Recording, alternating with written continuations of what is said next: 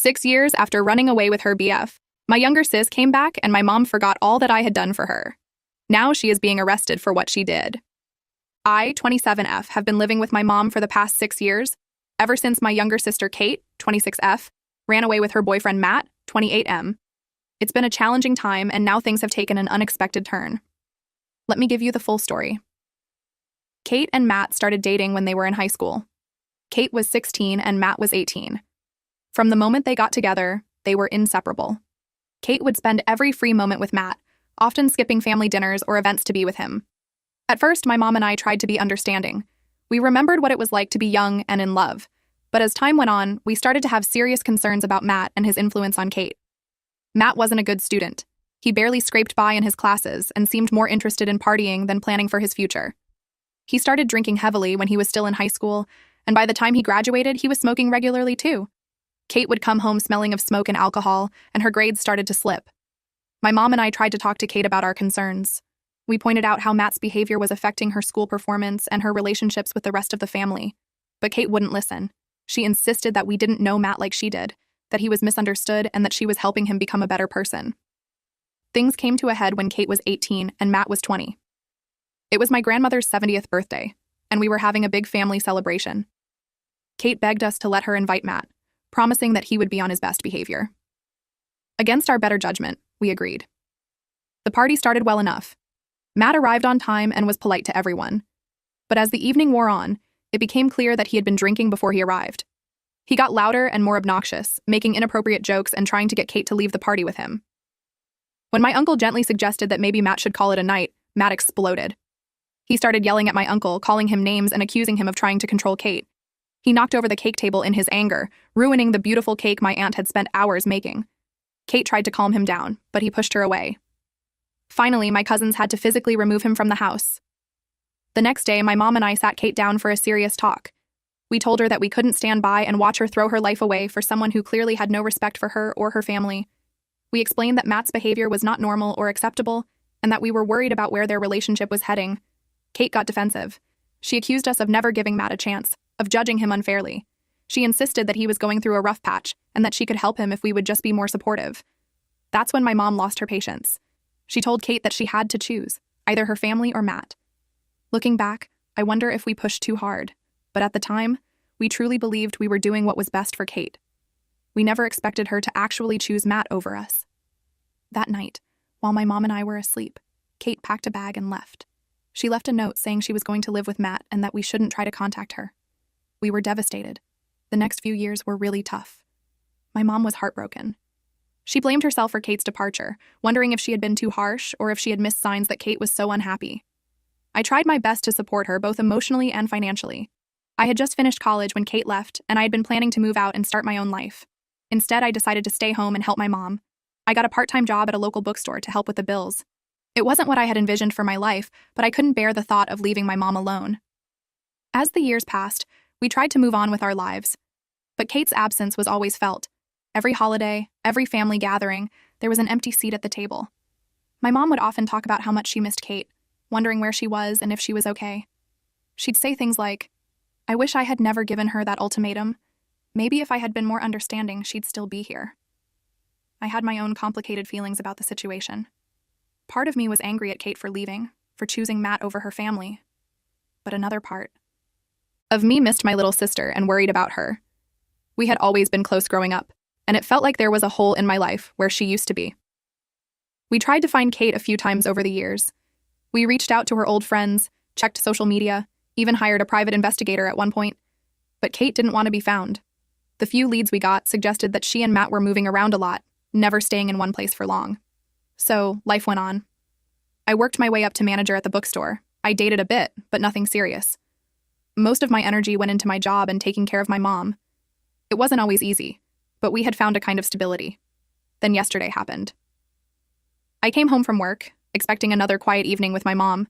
Instead, I walked into the living room to find Kate sitting on our couch, a small boy of about 3 years old asleep in her lap. For a moment, I thought I was hallucinating. Kate looked so different from the teenage girl who had left us. She was thinner, with dark circles under her eyes, and a weariness in her face that made her look older than her 26 years. The little boy had Matt's dark hair. My mom was sitting next to them, her arm around Kate's shoulders. She looked up when I came in, her eyes filled with a mix of joy and apprehension. "Honey," she said quietly, "Kate's come home." I stood there, frozen, unable to process what I was seeing. Kate gave me a small, uncertain smile. "Hi, sis," she said softly. It was my mom who finally broke the silence and explained the situation. Matt had left Kate and their son, whose name is Ethan, about 6 months ago. Kate had struggled to make ends meet on her own, working 2 jobs while trying to care for Ethan. Finally, she had swallowed her pride and come back to ask for help. My mom had already decided that Kate and Ethan would stay with us. She said it wasn't even a question. They were family, and family takes care of each other. I listened to all this in a kind of daze. Part of me was glad to see that Kate was safe, relieved that she had gotten away from Matt. But another part of me was furious. Furious that Kate thought she could just walk back into our lives after 6 years of silence. Furious that my mom had made this huge decision, without even consulting me. When my mom finished explaining, I exploded. I demanded to know why I hadn't been included in this decision. I pointed out that I had been the one supporting our household for the past 6 years, that I had put my own life on hold to take care of Mom, and now I was just expected to accept 2 more people into our home without any say in the matter. Kate started crying, apologizing over and over. She said she knew she had no right to ask for our help, but she didn't know what else to do. My mom tried to calm me down, saying that Kate and Ethan needed us, that we couldn't turn our backs on them. I stormed out of the house, needing some air and time to think. I walked around the neighborhood for hours, trying to sort out my feelings. On one hand, I understand that Kate is in a desperate situation. She's a single mother with a young child, and she needs help. And Ethan is an innocent in all this. He shouldn't have to suffer for his parents' mistakes. But on the other hand, I can't help feeling angry. Kate made her choice 6 years ago.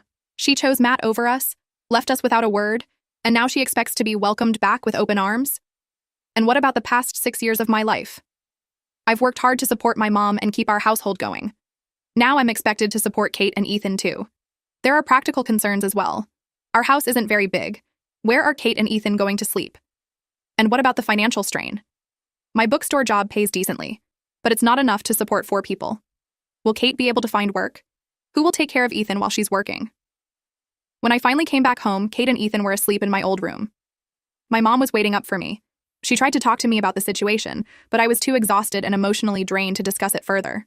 This morning, the reality of the situation really hit me. Kate was in the kitchen when I came down for breakfast, making pancakes like she used to when we were kids. Ethan was coloring at the table, chattering away about his favorite cartoon.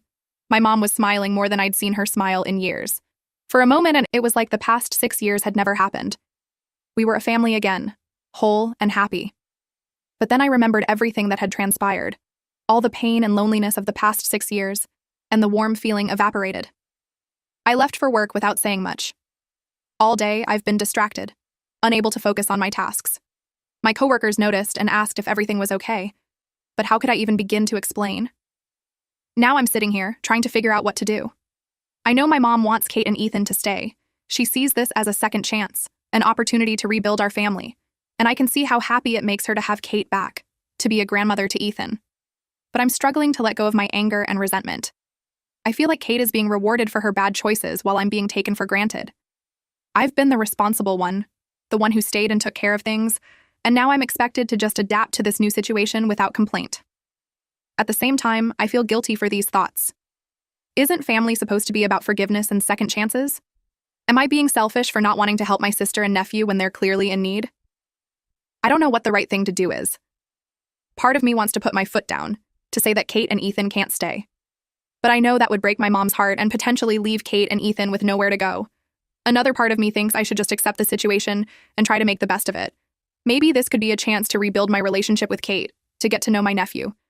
But I'm afraid of being hurt again, of opening my heart only to have Kate leave us once more. So Reddit, I turn to you for judgment and advice. Am I being selfish and unforgiving? Or are my feelings justified? And what should I do now?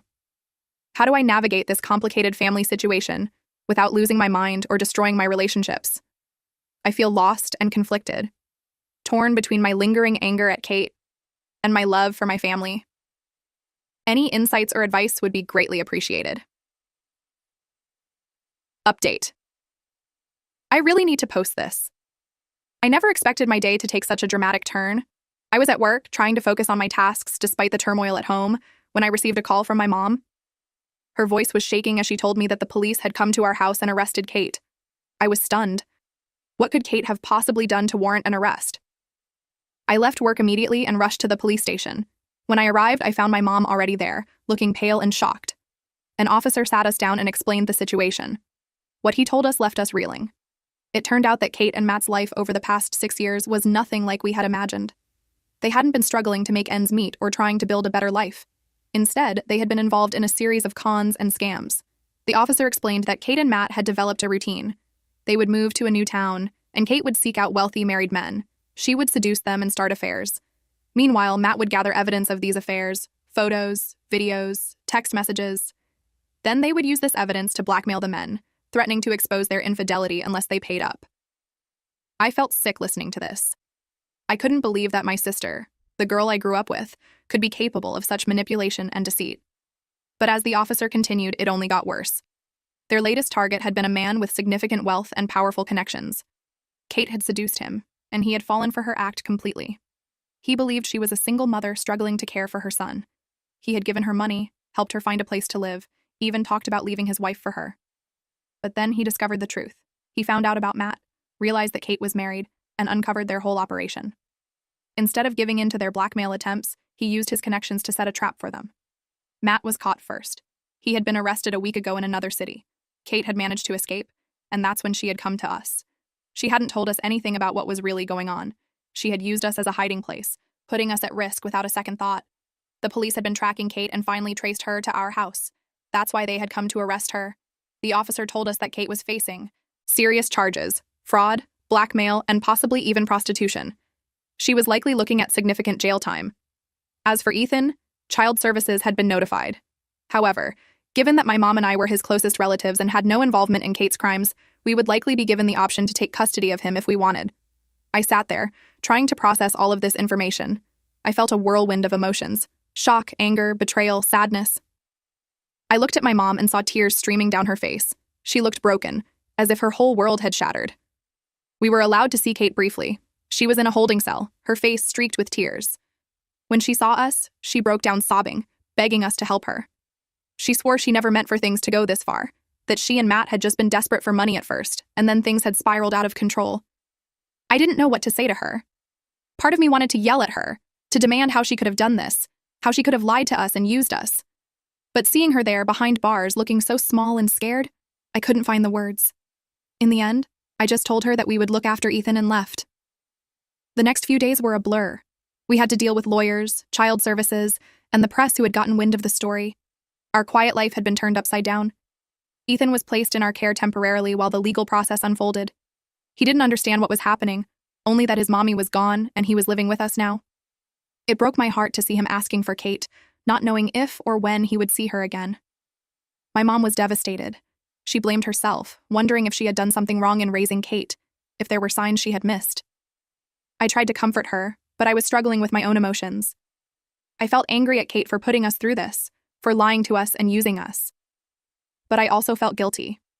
I had been so focused on my own hatred when Kate came back that I hadn't noticed anything was wrong. Should I have seen through her act? Could I have prevented this somehow? As the days passed, we had to make some difficult decisions. We decided to take full custody of Ethan. Despite everything, he was our family, and we couldn't bear the thought of him ending up in the foster system. It meant significant changes to our lives. I had to adjust my work schedule. We had to rearrange the house to make room for him, and we had to figure out childcare and eventually schooling. We also had to decide how to handle Kate's legal situation. After much discussion, we decided to hire a lawyer for her, but made it clear that we wouldn't be able to pay any fines or restitution on her behalf. Our resources had to go towards taking care of Ethan now. As the weeks went by, we settled into a new routine. Ethan started to adjust to living with us, though he still had nightmares and would cry for Kate sometimes. My mom threw herself into caring for him, seeming to find some healing in her role as a grandmother. I found myself in a strange new role, part sister, part aunt, part reluctant parent. It wasn't easy, but seeing Ethan smile or hearing his laughter made it worth it. And in a way, caring for him helped me process my feelings about Kate. I could see so much of her in him, reminders of the sister I used to know and love. We visited Kate in jail a few times. It was always difficult, seeing her in that environment, knowing what she had done. She expressed remorse for her actions and for dragging us into her mess. She thanked us for taking care of Ethan and said she hoped that one day we could forgive her. I don't know if forgiveness is possible yet. The hurt and betrayal are still too fresh. But I'm trying to focus on the present, on giving Ethan the stable, loving home he deserves. This whole experience has taught me that life can change in an instant. Family is complicated, and sometimes the people we love the most can hurt us deeply. But it's also shown me the strength of the bonds between my mom and me, and the capacity we have to love and care for others, even in the most difficult circumstances. I don't know what the future holds. Kate's trial is still pending, and we don't know how long she'll be in jail.